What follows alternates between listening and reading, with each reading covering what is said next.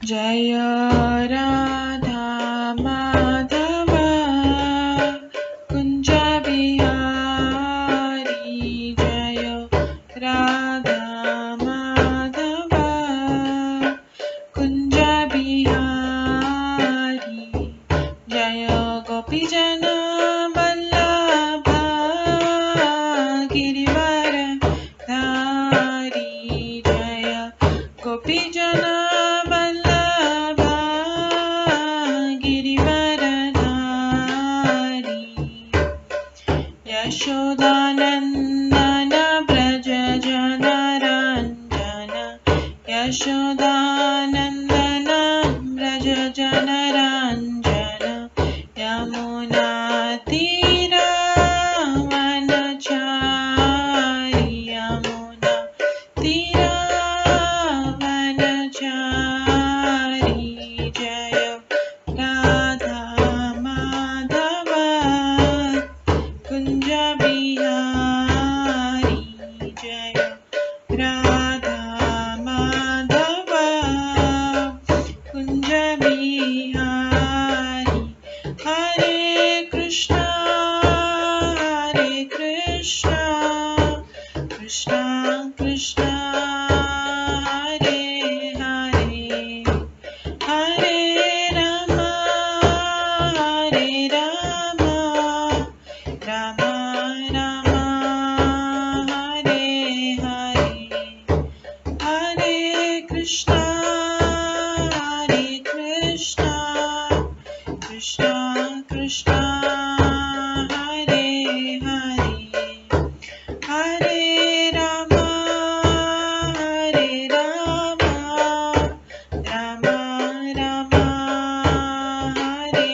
हरे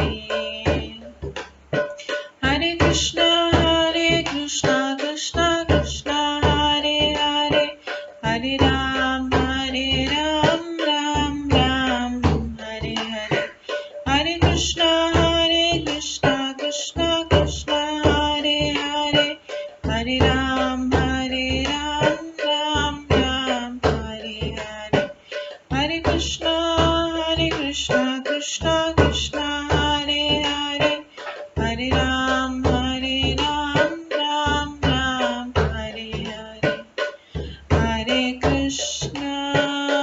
हरे कृष्णा कृष्णा कृष्णा हरे हरे हरे राम राम राम हरे हरे हरे कृष्णा कृष्णा कृष्णा हरे हरे हरे राम राम राम हरे हरे जय राधा माधव राधे जय राधा गोविंद राधे जय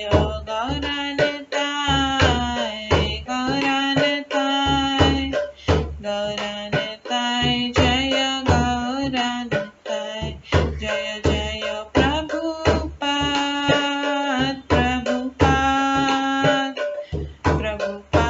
जय जय प्रभुपाद जय जय गुरुदेव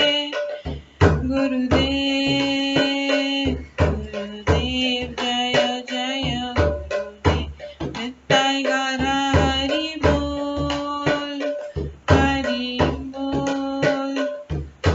बोल नित्य गौर हरि बोल गौर प्रेमानंदे हरि हरि बोल। हरे कृष्णा। आज की इस क्लास में सभी भक्तों का स्वागत है। हम मंगलाचरण से स्टार्ट करेंगे। ओम अज्ञानतिमिरन्धस्य ज्ञानाञ्जनशलाकया चक्षुरुन्मिलितं येन तस्मै श्रीगुरुवे नमः। श्रीचैतन्यमनोभीष्टं स्थापितं येन भूतले स्वयं रूप कदा मह्यं ददाति स्वपदान्तिकं। वन्देऽहं श्रीगुरो श्रीयुतपदकमलं श्रीगुरुं वैष्णवांश्च श्रीरूपं साग्रजातं सहगण रघुनाथान्वितं तं सजीवं साद्वैतं सावधूतं परिजनसहितं कृष्णचैतन्यदेवं श्रीराधाकृष्णपादान् सहगण ललिता श्रीविशाखान्वितांश्च नमो विष्णुपदाय कृष्णपृष्ठाय भूतले श्रीमते भक्तिवेदान्त स्वामिन्निति नामिने। नमस्ते सरस्वती देवे गौरवाणी प्रचारिणे निर्विशेष शून्यवादी पाश्चात्य देशातारिणे। वाञ्छाकल्पतरुभ्यश्च कृपा सिन्धुभ्येव च पतितानां पावनेभ्यो वैष्णवेभ्यो नमो नमः। जय श्री कृष्ण चैतन्य प्रभु नित्यानंद श्री अद्वैत गदाधर शिवासादि गौर भक्तवृंद। हरे कृष्णा कृष्णा कृष्णा हरे हरे, हरे राम राम राम हरे हरे। ओम नमो भगवते वासुदेवाय। ओम नमो भगवते वासुदेवाय। ओम नमो भगवते वासुदेवाय। नारायणं नमस्कृत्य नरं चैव नरोत्तमं देवीं सरस्वतीं व्यासं ततो जयमुदीरयेत्। नष्टप्रायेषु भद्रेषु नित्यं भागवत सेवया भगवते उत्तम श्लोके भक्तिर्भवति नैष्ठिकी। कृष्णाय वासुदेवाय देवकी नंदनाय च नन्दगोपकुमाराय गोविन्दाय नमो नमः। सर्ववेदान्तसारमे श्रीभागवतम् इष्यते तद्रसामृतात् नान्यत्र स्याद्रति क्वचित्। आराध्यो भगवान् ब्रजेश तनयस्तनुधाम वृन्दावन रम्या काचिदुपासना व्रजवधूवर्गेण या कल्पिता।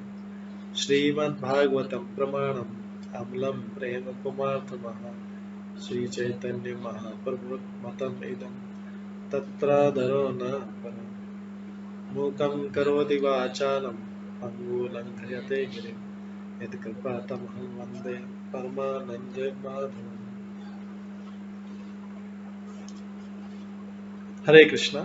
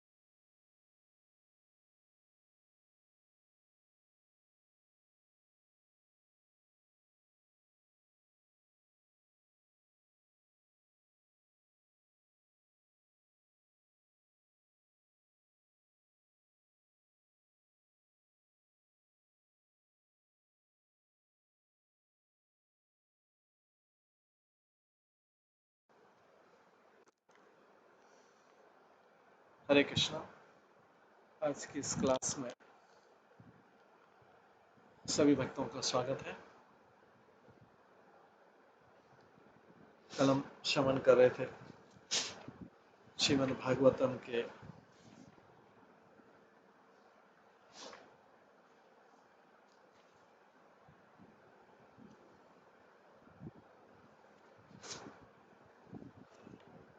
11वें स्कंद के 21वें अध्याय से, जिसमें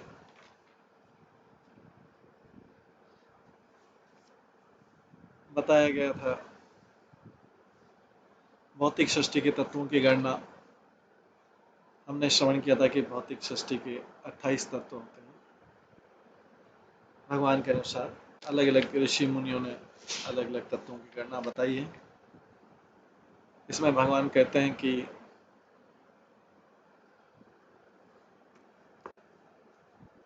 हे पुरुषश्रेष्ठ, चूंकि सूक्ष्म तथा स्थूल तत्व एक दूसरे में प्रविष्ट हो जाते हैं, इसलिए दार्शनिक जन अपनी इच्छा अनुसार विभिन्न प्रकारों से मूलभूत भौतिक तत्वों की गणना कर सकते हैं। और सारे सूक्ष्म तत्व वस्तुतः अपने स्थिर कार्यों के भीतर उपस्थित रहते हैं। इसी तरह सारे स्थूल तत्व अपने सूक्ष्म कारणों के भीतर उपस्थित रहते हैं, क्योंकि भौतिक सृष्टि सूक्ष्म से स्थूल तत्वों की क्रमागत अभिव्यक्ति के रूप में है। इस तरह हम किसी एक तत्व में सारे भौतिक तत्वों को पा सकते हैं।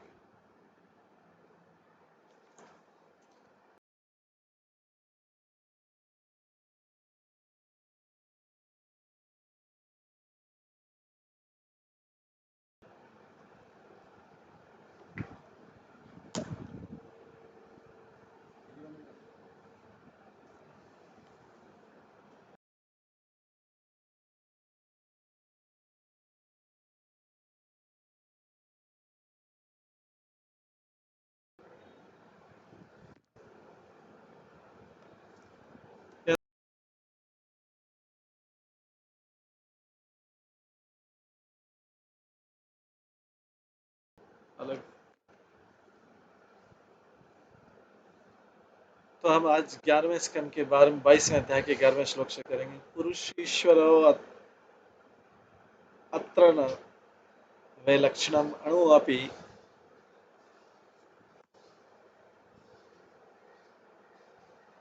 ततन्य कल्पना पार्थ ज्ञानम च प्रकृते गुण। सत्वगुणी ज्ञान के अनुसार जीव तथा परम नियंता में कोई गुणात्मक अंतर नहीं है। सत्वगुणी ज्ञान के अनुसार जीव तथा परम नियंता में कोई गुणात्मक अंतर नहीं है। उनमें गुणात्मक अंतर का अनुमान लगाना व्यर्थ की कल्पना है। ये सत्वगुणी ज्ञान के अनुसार। कुछ दार्शनिकों के अनुसार 25 तत्व हैं, जिनमें आत्मा तथा परमात्मा को एक ही कोटि माना जाता है। लेकिन भगवान जो है ऐसे निर्विशेष ज्ञान को भौतिक बतलाते हैं कि जिसमें आत्मा और परमात्मा को एक ही कोटि में माना। ज्ञानम च प्रकृति गुण, किंतु ऐसे ज्ञान को परमेश्वर की तथा परमेश्वर के अंश रूप जीवों की, जो उन्हीं से उद्भूत हैं, गुणात्मक समता स्थापित करने में स्वीकार किया जा सकता है। कभी कभी भौतिकतावादी व्यक्ति विश्वास करते हैं कि परमात्मा तो स्वर्ग में है,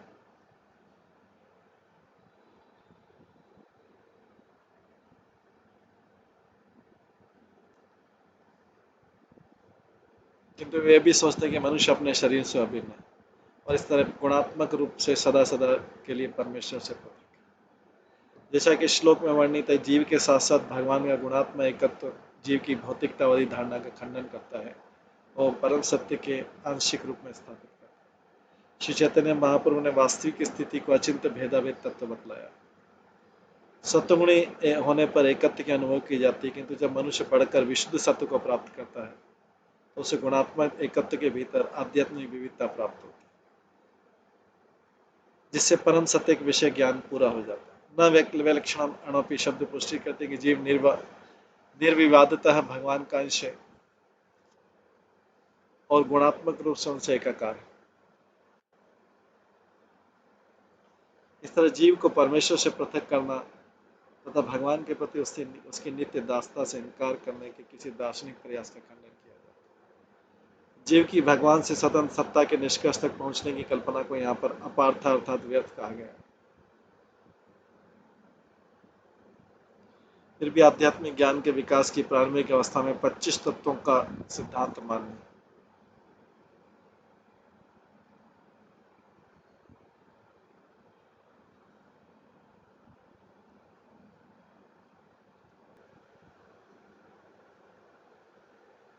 प्रकृति गुण साम्यम वे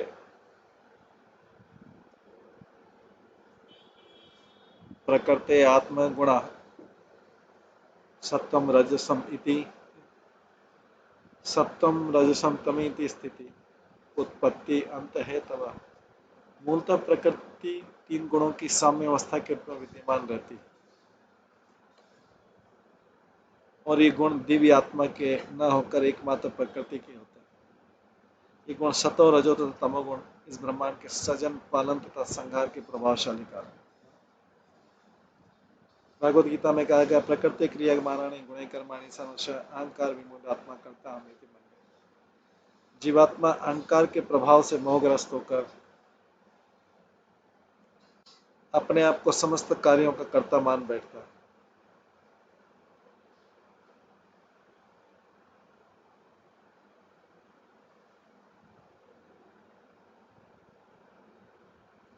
जबकि वास्तव में प्रकृति के तीन गुणों द्वारा संपन्न किए जाते हैं।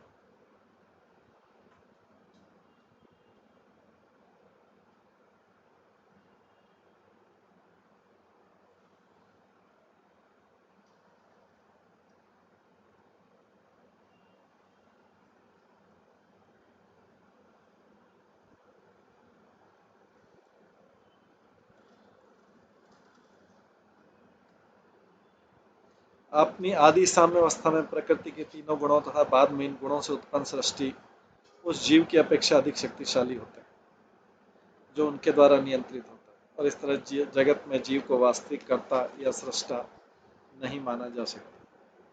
सतोगुण का प्रतीक है ज्ञान का अनुभव, रजोगुण का प्रतीक है कर्म का अनुभव और तमोगुण का प्रतीक है अंधकार का अनुभव।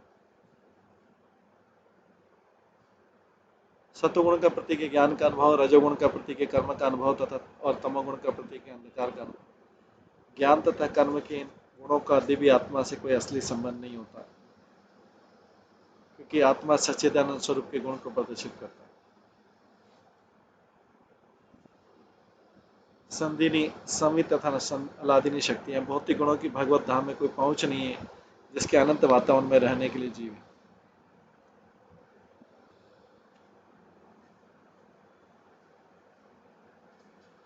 सप्तम ज्ञानम रजय कर्म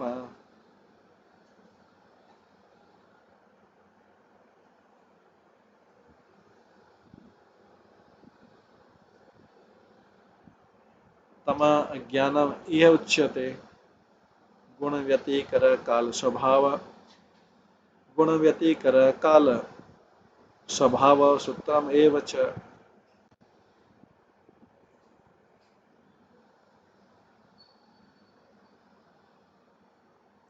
इस जगत में सत्वगुण को ज्ञान, रजोगुण को सकाम कर्म तथा तमोगुण को अज्ञान माना जाता है।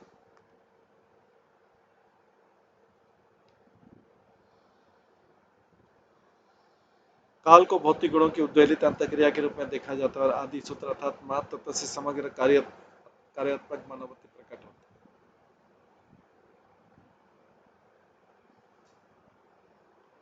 तात्पर्य भौतिक तत्वों की पारस्परिक क्रिया के लिए जो प्रोत्साहन है वही काल की अग्रगामी चाल है। काल के बीतने से गर्भ में भ्रूण बढ़ता है, धीरे धीरे बाहर आता है, फिर बढ़ता है, प्रतिफल उत्पन्न होता है, क्षीण होता है तथा मर जाता है। ये सब काल के प्रभाव से होता है। काल की अनुपस्थिति में तत्व परस्पर क्रिया नहीं करते हैं, अभी तो प्रधान के रूप में निष्क्रिय बने रहते हैं।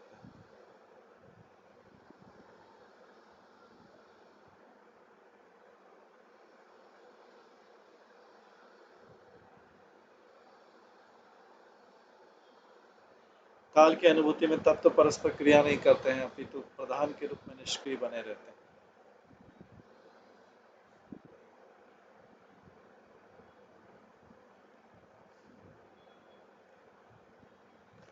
भगवान कृष्ण भौतिक जगत की मूलभूत कोटियों की स्थापना कर रहे हैं जिससे मनुष्य भगवान की सृष्टि का अनुमान लगा सके।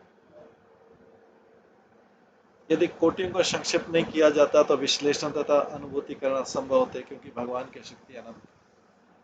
यद्यपि भौतिक तत्वों के आधारभूत विभागों में अनेक विभाग हैं किंतु आत्मा का सदैव एक पृथक दिव्य तत्व माना जाता है।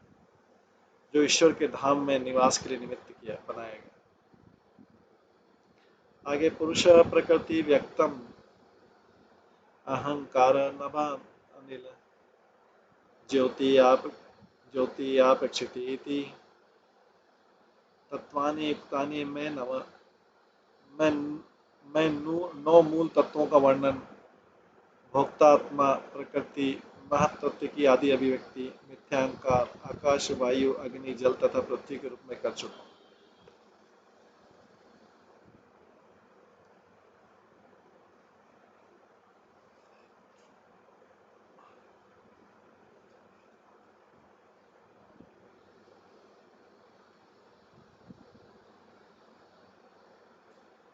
ये नौ मूल तत्व भगवान बता रहे।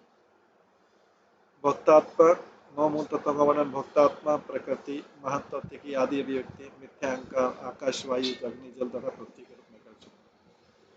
प्रकृति जो है प्रारंभ में अव्यक्त रहती है किंतु बाद में महत्त्व के रूप में प्रकट होती है।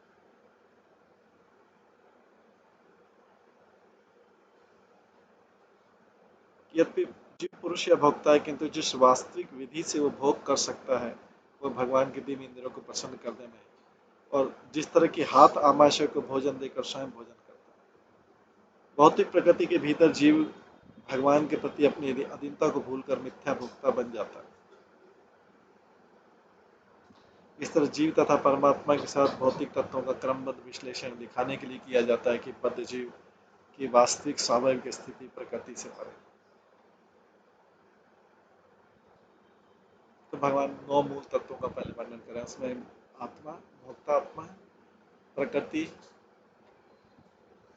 महत्त्व आदि की अभिव्यक्ति मिथ्यांकार आकाश वायु अग्नि जल तथा पृथ्वी। प्रकृति जो इसमें वो प्रारंभ में अव्यक्त रहती है किंतु बाद में महत्त्व के रूप में प्रकट होती है।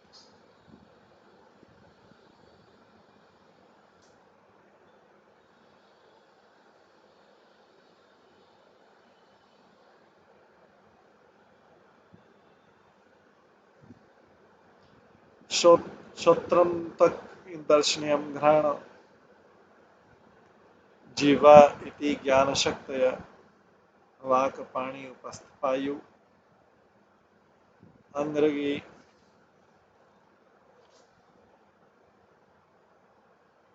वाक पाणी उपस्थपायु अंग्रगी कर्माणि उभयम मन एवं श्रवण स्पर्श दृष्टि गंध तथा स्वाद ये 5 ज्ञानेंद्रिय और वाणी हाथ जनेन्द्रिय गुदा तथा पांव 5 कर्मेंद्रिय। मन इन दोनों कोटियों में आता है। इस श्लोक में 11 तत्वों का वर्णन हुआ। पहले 9 तत्वों का वर्णन हुआ फिर 11 का। भगवान सारे बता रहे 25-28 तत्व तक बताए। इसके बाद शब्द स्पर्श रस गंध रूपम चैति अर्थ जातय गति उत्सर्ग शिल्पानि कर्मायतन सिद्ध ध्वनि स्पर्श स्वाद गंध तथा रूप ये ज्ञानेन्द्रियों के विषय और गति वाणी उत्सर्ग तथा शिल्प ये कर्मेंद्रियों के विषय।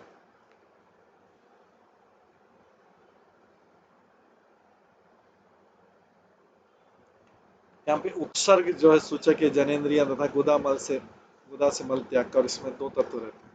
इस तरह 5-5 के 2 समूहों में कुल 10 तत्वों की सूची दी गई।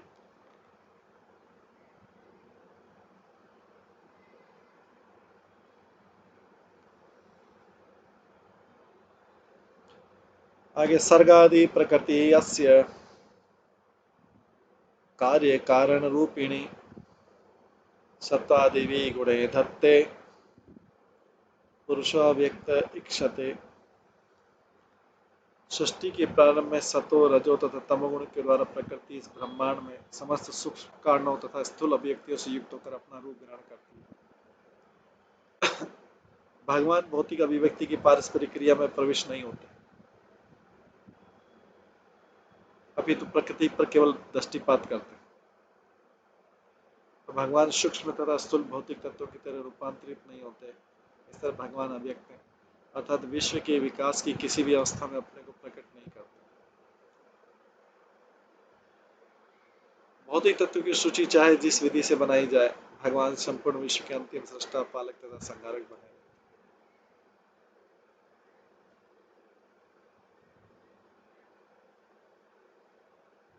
व्यक्तादय विकुर्वाण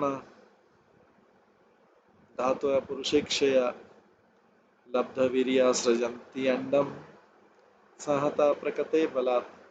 जब महत्व इत्यादि भौतिक तत्व रूपांतरित होते हैं,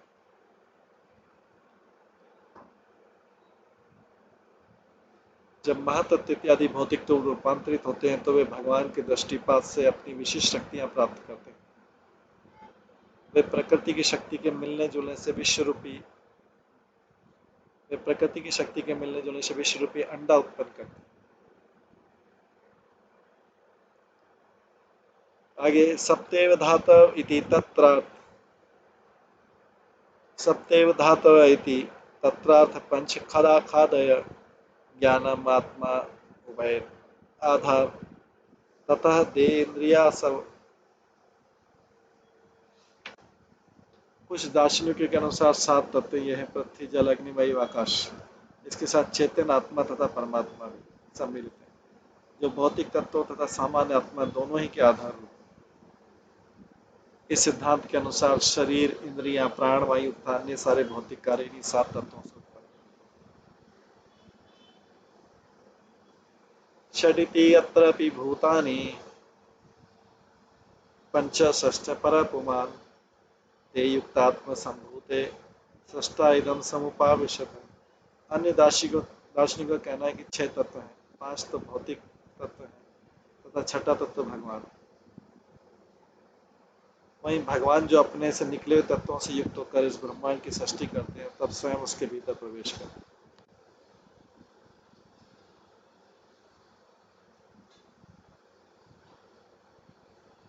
श्रीधर स्वामी के अनुसार इस साधारण जीव को परमात्मा की कोटि में सम्मिलित किया गया। इस दर्शन के अनुसार इस तरह सिद्धांत एकमात्र भगवान को तथा 5 भौतिक तत्वों को स्वीकार करता है। अलग अलग दर्शन है, अलग अलग सिद्धांत। चतुर्वार्येवेति तत्रापि तेज आप अन्नमात्मनः जातानि ते इदं जातम जन्म व्यति खलु।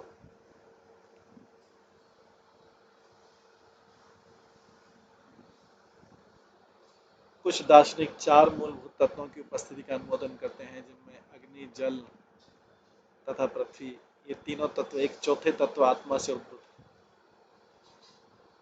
एक बार अस्तित्व में आ जाने पर ये तत्व विराट जगत उत्पन्न करते हैं और जिससे सारा भौतिक सर्जन होता है।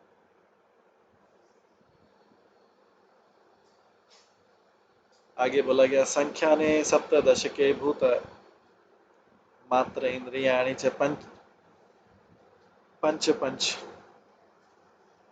संख्याने सप्तदशके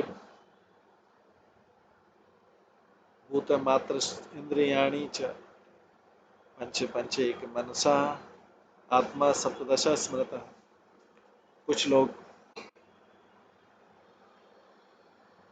17 मूलभूत तत्वों के अस्तित्व की गणना करते हैं। ये है 5 स्थूल तत्व, 5 इंद्रिय विषय, 5 ज्ञानेन्द्रिय, मन तथा 7वां आत्मा।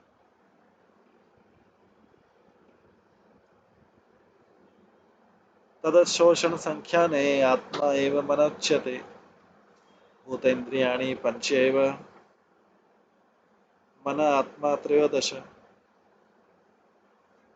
16 तत्वों की गणना करने पर पिछले सिद्धांत से केवल इतना ही अंतर होता है कि आत्मा की पहचान मन से कर ली जाती है।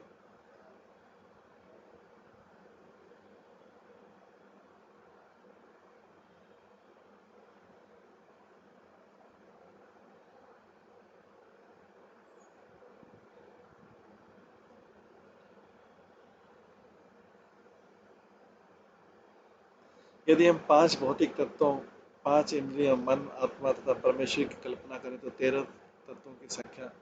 तत्वों की संख्या 13 होती है।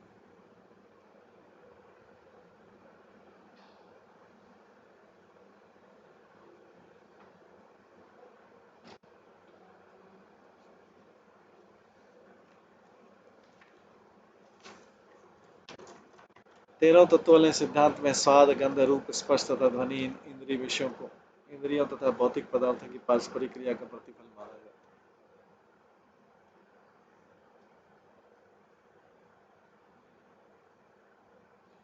है। एकादशत्वे आत्मासु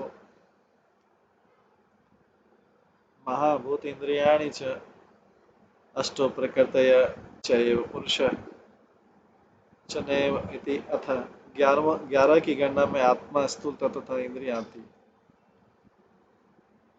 11 की गणना में आत्मा स्थूल तथा इंद्रियां आती है 8 स्थूल तथा सूक्ष्म सत्वों के साथ परमेश्वर को मिलाने पर 9 की संख्या हो जाती है।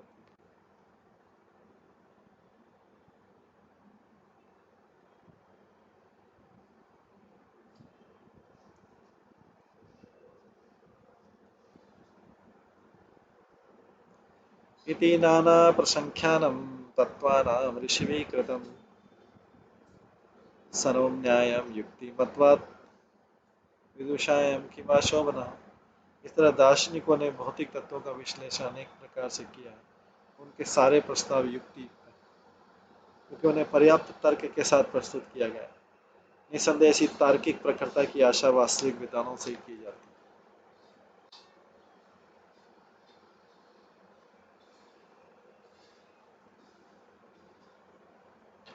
असंख्य प्रखर दार्शनिकों द्वारा इस भौतिक जगत की विवेचना असंख्य विधियों से की जा चुकी है, किंतु निष्कर्ष है कि भगवान वासुदेव ही निकलते। महत्वाकांक्षी दार्शनिकों को अपनी बुद्धि की प्रखरता दिखलाने में बहुमूल्य समय नहीं गंवाना चाहिए, क्योंकि अब विवेचना के लिए कुछ विशेष नहीं रह गया। मनुष्य को परम सत्य परम तत्व भगवान श्री कृष्ण की शरण करनी चाहिए और अपनी नित्य इस चेतना का उद्घाटन करना चाहिए। शुद्ध उवाच प्रकृति पुरुष च उभो यदोपि आत्मविलक्षणोऽन्योन्ये प्रकृति पुरुष च उभो यदि अपि आत्मविलक्षणो अन्योन्य अपाश्रयात् कृष्ण दृश्यते न विदा प्रकृतो लक्ष्यते ही आत्मा प्रकृति च तथा आत्मनि। श्री उद्धव ने पूछा है कृष्ण यद्यपि स्वभाव से प्रकृति तथा जीव भिन्न है,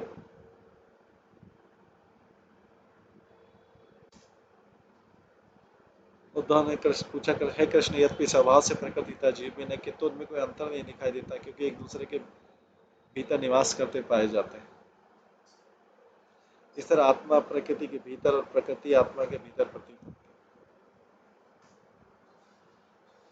तात्पर्य उद्धव यहाँ पर उस संशय को व्यक्त करें जो सामान्य बद्ध जीव के हृदय में उठता है।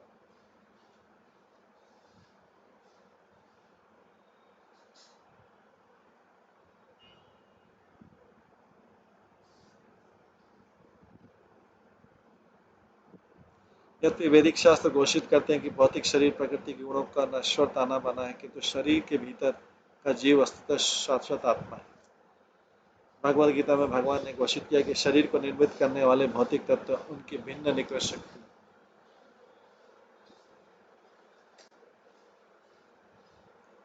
जबकि जीव परा चेतन शक्ति। फिर भी बद्ध जीवन में शरीर तथा बद्ध आत्मा एक दूसरे से विलग्न होने वाले तथा अभिन्न प्रतीत होते हैं।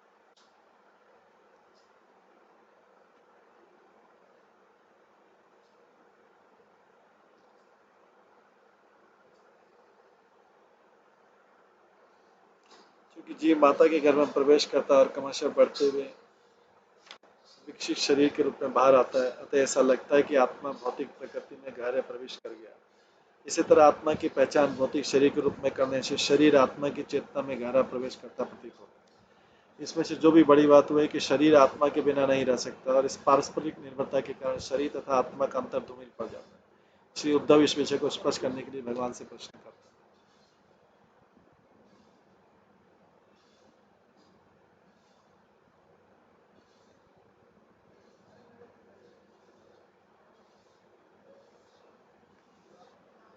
एवं में पुंडरीकाक्षम महांतम संचयम हृदय क्षेत्र महर्षि सर्वज्ञ वचो विनयन पुणे।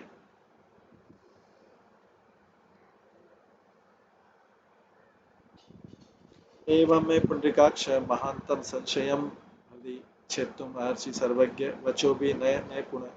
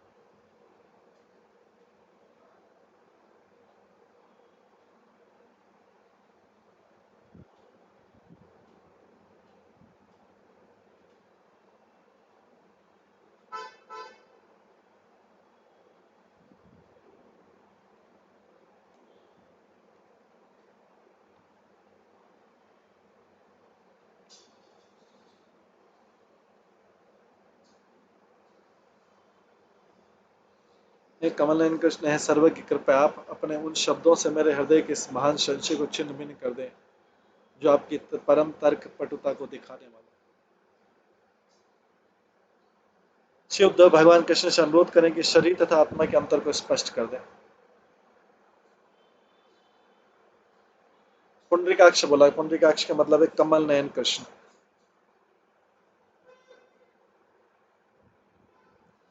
ततो ज्ञानम ही जीवानाम प्रमोशते अत्र शक्तितः त्वमेव त्वमेव ही आत्ममायया गतिम वेत्थ न च अपरः। आपसे ही जीवों का ज्ञान उदय होता है और आपकी शक्ति द्वारा ज्ञान हर लिया जाता है। दरअसल आपके अतिरिक्त अन्य कोई व्यक्ति आपकी माया की असली प्रकृति को नहीं जान सकता।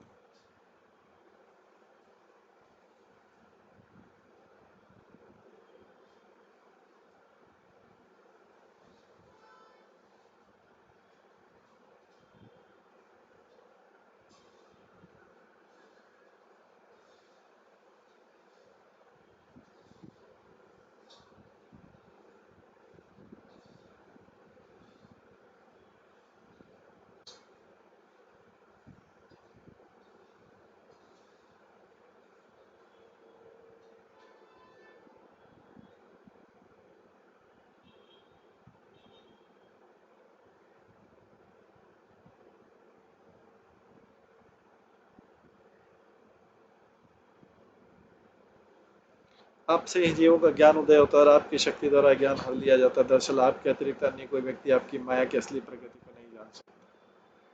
भगवद गीता में कहते हैं मत स्मृति ज्ञानम पोहनम च, मुझी से स्मृति ज्ञान तथा विस्मृति उत्पन्न होती है। अतः मनुष्य को भगवान के हेतु की कृपा पर ज्ञान प्राप्त होता है और भगवान की माया शक्ति से वही ज्ञान जाता रहता है और मनुष्य ज्ञान में लीन हो जाता है। जो लोग माया द्वारा मोहित हैं वे शरीर तथा आत्मा के अंतर को नहीं समझ सकते। अतः इस मायामय आवरण को हटाने के लिए स्वयं भगवान से सुनना चाहिए।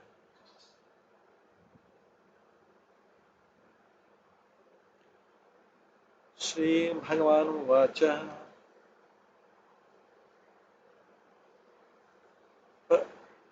प्रकृति पुरुष चैति विकल्प प्रकृति पुरुष चैति विकल्प पुरुष ऋषभ एष वैकारिक सर्ग गुण व्यतिकरात्मक। भगवान ने कहा पुरुष श्रेष्ठ प्रकृति तथा इसका भोक्ता स्पष्ट रूप से पृथक पृथक। यह व्यक्त सृष्टि प्रकृति के गुणों के उद्वेलन पर आधारित होने के कारण रूपांतरित होती है। तात्पर्य पुरुष शब्द जीव तथा सर्वोपरि व्यक्ति अर्थात परमेश्वर का भी सूचक है और भौतिक प्रकृति परिवर्तनशील होने से रहित, जबकि भगवान एक तथा सर्वोच्च। भौतिक प्रकृति अपने सृष्टा पालक तथा संहारकर्ता पर आश्रित है, किंतु भगवान पूर्णतः आत्मनिर्भर तथा स्वतंत्र है। इसी तरह प्रकृति अचेतन तथा जड़ है जिसमें आत्मचेतना का भाव है, किंतु परमेश्वर आत्मनिर्भर सर्वज्ञ। जीव भगवान की नित्यता अनंत तथा ज्ञान में सहभाग करता है और वो प्रकृति से भी सर्वथा।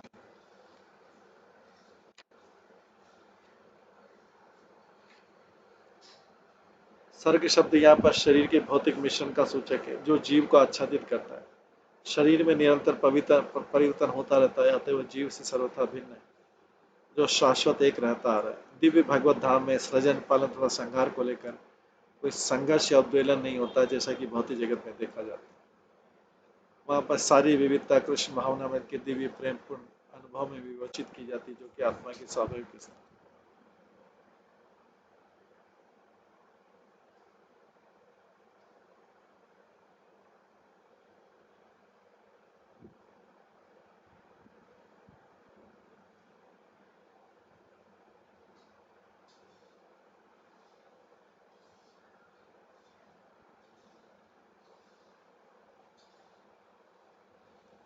तीसवां श्लोक ममांग माया गुणमयी अनेकधा विकल्प बुद्धि च गुणे विद्यते वैखारिका त्रिवद्यत्यात्ममेकम् अथ अधिदेवम् अधिभूतमन्य।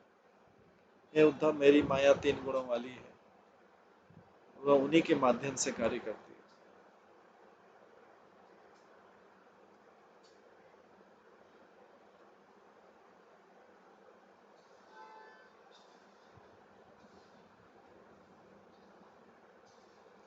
मैं उद्धव, मेरी माया 3 गुणों वाली है और उन्हीं के माध्यम से कार्य करती है। सृष्टि की विविधताओं को उनकी अनुभूति करने के लिए वह चेतना की विविधताओं समेत प्रकट करती है। भौतिक परिवर्तन का व्यक्त परिणाम 3 रूपों में समझा जाता है: आध्यात्मिक, आदि दैविक तथा आदि भौतिक। तात्पर्य: विकल्प बुद्धि शब्द सूचित करता है कि विभिन्न भौतिक शरीरों के भीतर की चेतना भगवान की सृष्टि के विभिन्न पक्षों का उद्घाटन करती है। जैसे समुद्री पक्षी समुद्र की हवा में तैरता हुआ वायु तथा ऊंचाई की भगवान की दुनिया का अनुभव करता है, उसी तरह मछली जल के भीतर और अन्य जीव वृक्षों में या पृथ्वी के भीतर जीवन का अनुभव करता है। मानव समाज अपनी जागरूकता की झांकी प्रस्तुत करता है, उसी तरह स्वर्ग तथा नरक में विभिन्न अनुभव प्राप्त। भौतिक चेतना के सारे प्रकार भगवान की माया के अंश रूप प्रकृति के तीनों गुणों के ही रूपांतर।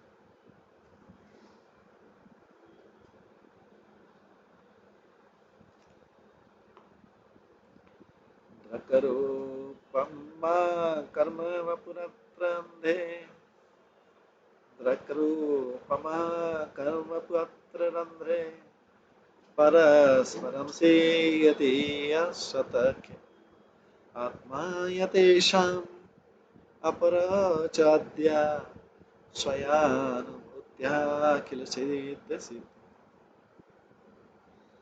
दृष्टि, दश रूप तथा आँख के छिद्र के भीतर सूर्य का बिंब,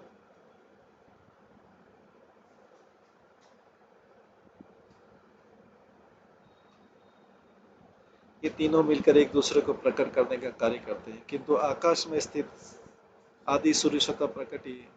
इसी तरह समस्त जीवों का आदि कारण परमात्मा, जो सबों से पृथक है, अपने दिव्य अनुभव के प्रकाश से समस्त प्रकट होने वाली वस्तुओं के परम स्रोत के रूप में कार्य करते हैं।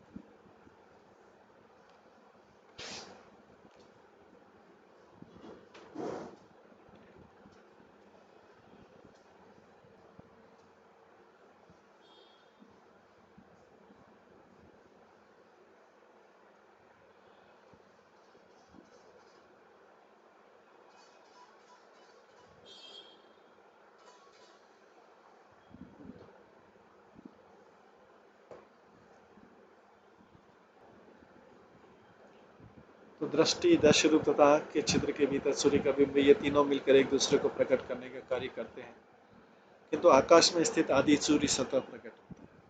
इसी तरह समस्त जीवों का आदि कारण जो परमात्मा है, जो सबों से पृथक है, अपने ही दिव्य अनुभव के प्रकाश से समस्त प्रकट होने वाली वस्तुओं के परम स्रोत के रूप में कार्य करता है। तात्पर्य: स्वरूप को आँख के कार्य द्वारा पहचाना जाता है और आँख के कार्य को दृश्य रूप की उपस्थिति से जाना जाता है। दृष्टि तथा स्वरूप की अन्योन्य क्रिया देवताओं द्वारा प्रदत्त प्रकाश की उपस्थिति पर निर्भर करती है। इन देवताओं द्वारा विश्व व्यवस्था की सेवा उनकी उपस्थिति से जानी जाती है, जिनको सुव्यवस्थित करना होता है, अर्थात अपने आँखों से रूप का अनुभव करने वाले जीवों से। इस तरह 3 कारण अन्योन्यता के रूप में पाए जाते हैं: अध्यात्म, जो आँख से जैसी इंद्रियों द्वारा प्रदर्शित होता है; अधिभूत, जो इंद्रिय विषय तथा रूप तथा आदिदेव, नियंत्रक विग्रहों का प्रभाव।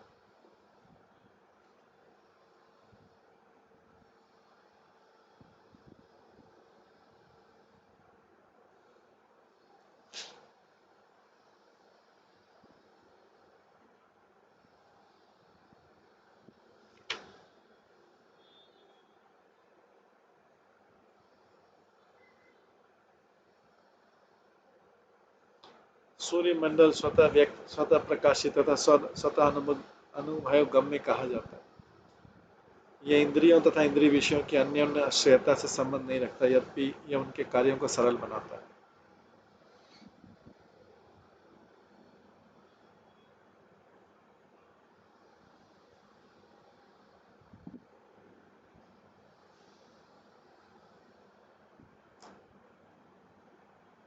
यद्यपि यह उनके कार्यों को सरल बनाता है, इसी तरह भगवान सारे जीवों के अन्योन्य आश्रयता के अनुभव को सुगम बनाते हैं।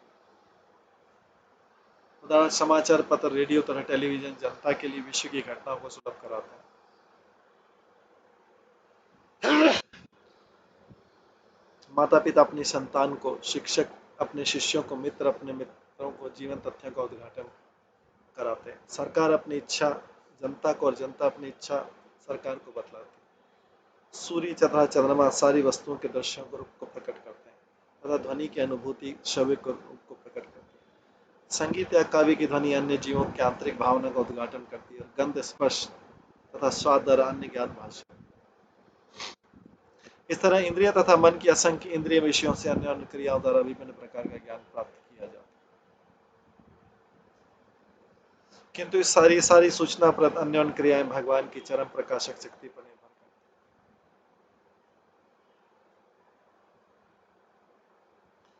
सारे ग्रहों में से सूर्य को भगवान की आंख माना जाता है। यच्चक्षुरेश सविता सकल ग्रहाणाम। भगवान अपनी दिव्य शक्ति से नित्य सर्वज्ञ है और इसलिए कोई भी व्यक्ति उन्हें किसी वस्तु के विषय में कुछ नहीं बता सकता। भगवान तो सब कुछ जानते हैं। फिर भी जब हम कृष्ण भावना की स्तुति करते हैं तो भगवान कृष्ण विनम्रता पूर्वक उसे स्वीकार करते हैं हमारी स्थिति को, हालांकि वे सब कुछ जानते हैं। निष्कर्ष निकला कि भगवान कृष्ण यहाँ पर बतला रहे कि उनके दिव्य गुण व्यक्त जगत के गुणों से सर्वथा भिन्न है। इस प्रकार भगवान समस्त भौतिक प्रभाव से मुक्त परम सत्य दिव्य है।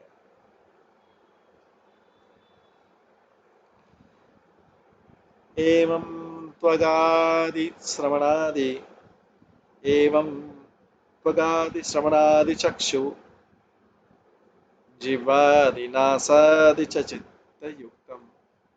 इसी तरह से त्वचा, कान, आंखें, जीभ तथा नाक जैसी इंद्रियां तथा सूक्ष्म शरीर के कार्य जैसे बद्ध चेतना, मन, बुद्धि तथा अहंकार की व्याख्या इंद्रिय अनुभूति के विषय तथा अधिष्ठाता देव के 3 गुना अंतर के रूप में की जा सकती है।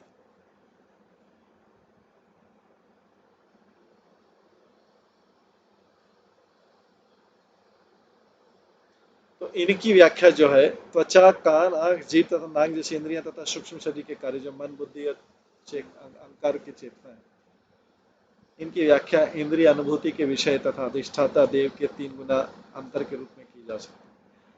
आत्मा का इंद्रियों, इंद्रिय विषयों तथा अधिष्ठाता देवों के अन्यों ने आश्रित कार्यों से कोई स्थायी संबंध नहीं। जीव मूलतः शुद्ध आत्मा है और वह वैकुंठ लोक में भगवान पर आश्रित रहने के लिए।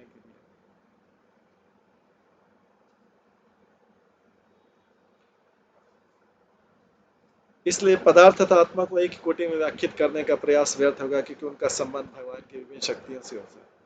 इस तरह भगवान, उनके धाम तथा अपने आप को देखने का कार्य शुद्ध कृष्ण भावनावत में अनुभव किए जाने वाले भौतिक विधि से सर्वथा विपरीत है।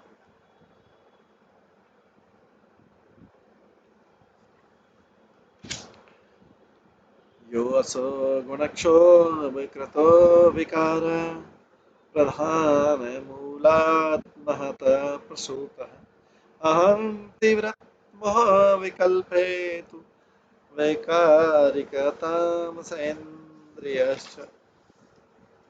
जब प्रकृति के तीनों गुण विक्षुब्ध उद्वेलित होते हैं तो जो विकार उत्पन्न होता है,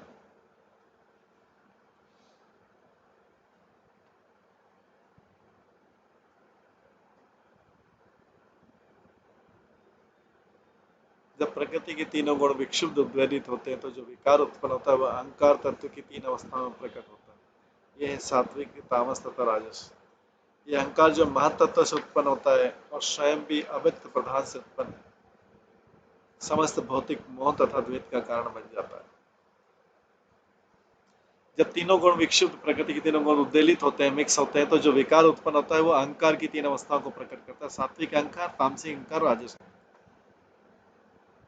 यह अहंकार जो महतत्व से उत्पन्न होता है और स्वयं भी अव्यक्त से उत्पन्न है, समस्त भौतिक मोह तथा द्वैत का कारण बन जाता है।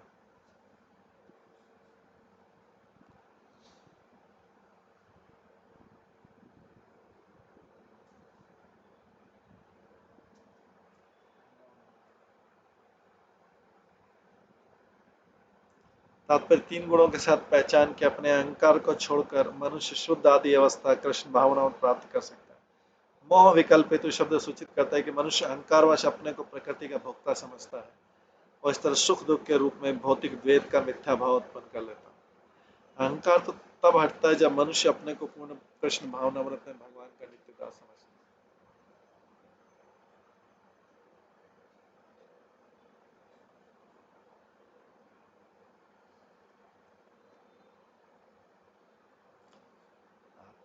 आत्मा परिज्ञानमय विवादो या स्थिति नास्ति इति विधार्थनिष्ठ व्यर्थापि नैव परमेत पुंसां मत्त परामर्थ धियां श्लोकात्।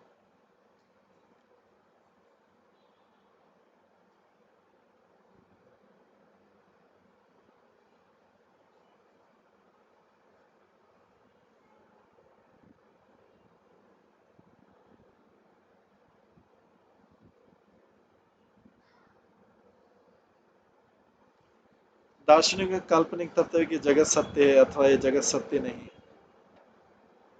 परमात्मा के अपूर्ण ज्ञान पर आधारित है। दार्शनिक का एक काल्पनिक तत्व है कि जगत सत्य है अथवा जगत सत्य नहीं, परमात्मा के अपूर्ण ज्ञान पर आधारित है और भौतिक भेद को समझने के लिए। यद्यपि ऐसा विवाद व्यर्थ है, किंतु जिन व्यक्ति ने अपने वास्तविक आत्मरूप मुझसे अपना ध्यान हटा लिया वैसे त्याग पाने में समय।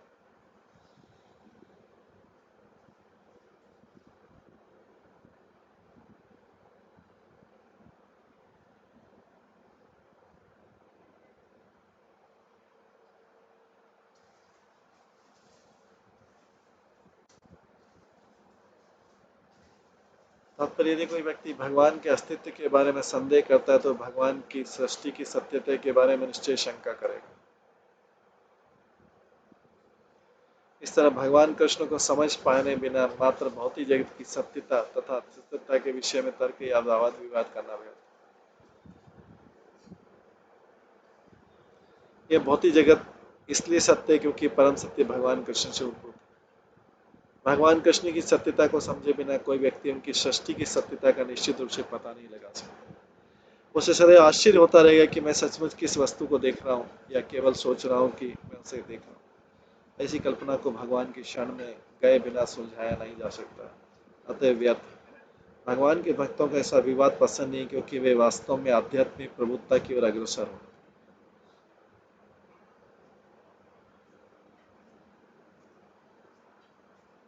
यदि कोई व्यक्ति भगवान के अस्तित्व के बारे में संदेह करता तो भगवान की सृष्टि की सत्यता के बारे में निश्चय शंका करेगा और इस तरह भगवान कृष्ण को समझे बिना मात्र भौतिक जगत की सत्यता तथा असत्यता के विषय में तर्क या वाद विवाद करना।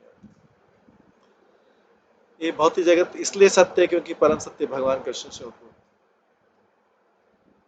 और भगवान कृष्ण की सत्यता को समझे बिना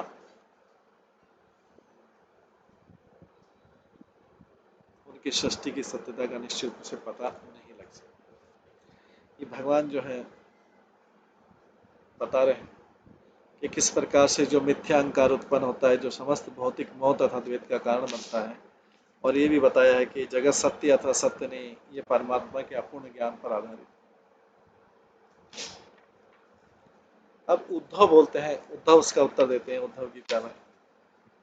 श्री उद्धव वाच तत्त परावर्त धीय सकृते कर्म भी प्रभो उच्चावचान यथा देहान ग्रहन्ति विसृजन्ति च तत्ममाख्यै गोविंद दुर्विभाव्यम अनात्मभिन न हि एतत् प्रायशः लोके विद्वांस संति वंचिता। श्री उद्धव ने कहा है परम स्वामी सकाम कर्मियों की बुद्धि निश्चय आपसे विमुख होती है।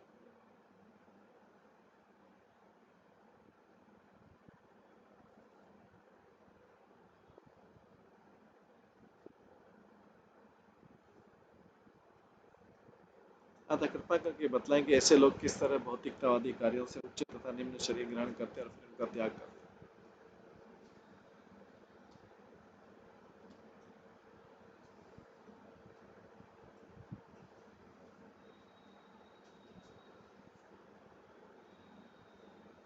उद्धव पूछ रहे महाराज परम स्वामी सकाम कर्मियों की बुद्धि निश्चय आपसे विमुख होती है,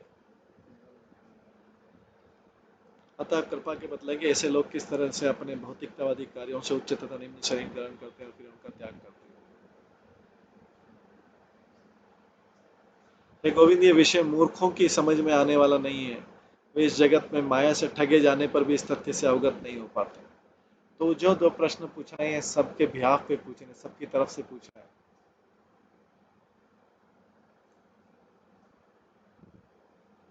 तात्पर्य में लिखते ईश विज्ञान जिसमें उन लोगों के निषेधात्मक परिणामों का वर्णन सम्मिलित है जो भगवान के साथ अपने शाश्वत संबंध को भूल गए, उनको समझे बिना कोई बुद्धिमान नहीं माना जा सकता। ऐसे कई तथाकथित बुद्धिमान लोग हैं किंतु वे अपने को अत्यंत बुद्धिमान समझने पर भी भगवान की परम बुद्धिमत्ता की शरण में नहीं जाते। इस तरह तीन गुणों के अधीन अपनी स्थिति के अनुसार वे नाना प्रकार के दर्शन सिद्धांत कर लेते हैं, किंतु उसी माया से उत्पन्न दर्शन सिद्धांत से प्रकृति के प्रभाव से कोई बच नहीं सकता। मोक्ष तो पूर्ण ज्ञान से प्राप्त किया जा सकता है जो सीधे भगवत धाम से आता है। भगवान कृष्ण तथा उनके अधिकार प्रदत्त प्रतिनिधियों से श्रवण करके मनुष्य आसानी से मोक्ष पा सकता है और भगवत धाम जा सकता है।